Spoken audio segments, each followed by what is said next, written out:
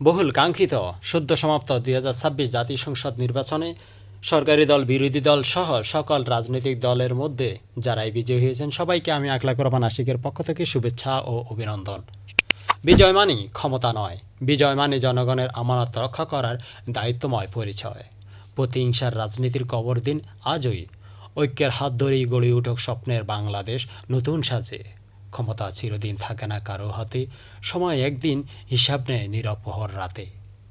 দুর্নীতি, ছাদাবাজ, ক্ষমতার অপব্যবহার ইতিহাস রেখে যায় শুধু লজ্জাজনক অন্ধকার। জনগণের চোখের জল কখনো হারায় না, অন্যায়ের বিচার একদিন ঠিকই ফিরে আসে, কেউ থামাতে পারে না। অতীত ইতিহাস থেকে শিক্ষা নিন, অতীতই সাক্ষী।